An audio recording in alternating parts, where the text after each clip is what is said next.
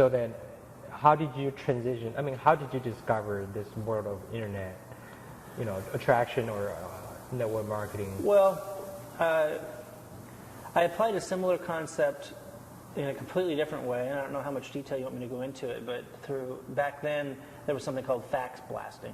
Okay. So I did kind of a similar thing there. Sure.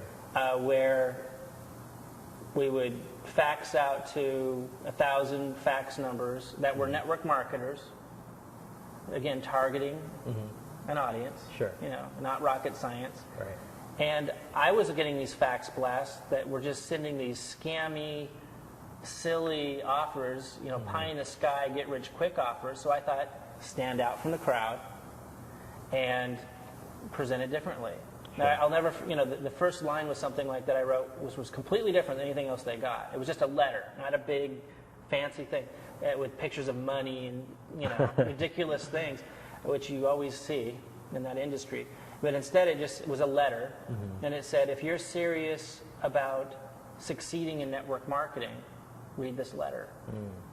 Or if you're serious about a serious approach to succeeding in network marketing, read this letter. So it's very much about offering a solution, exactly how we do it on the internet today. Exactly, no different. And that's why, to answer your question of how I got to the internet, I was really applying all this on my own with no one really teaching it. Right. And it really seems like common sense. I was targeting a market, in this case network marketers, before it was parents with kids. This time I was marketing an opportunity, so what was their problem? They were failing.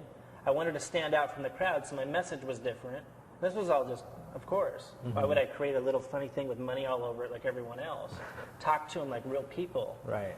And at the end of it, it gave them a fax number to dial with their fax machine. This is before people had access to the internet.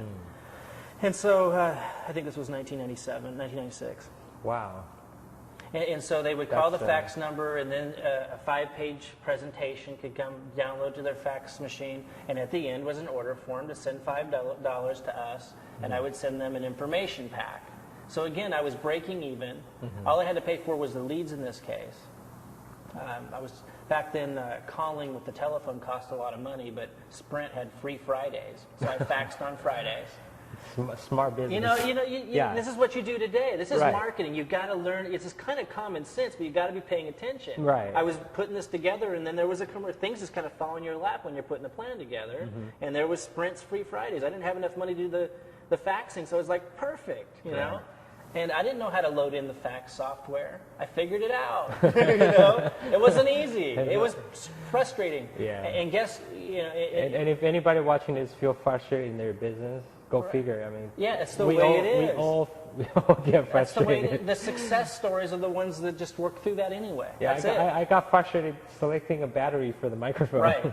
I mean, it took constant frustration. It's learning how to just realize it's part of the process. It's about managing it. Exactly. I mean, it's an emotional process. Yeah, it'll show. But so, so the first time I talked to a prospect there, it was after they sent me money and already knew a lot about the presentation.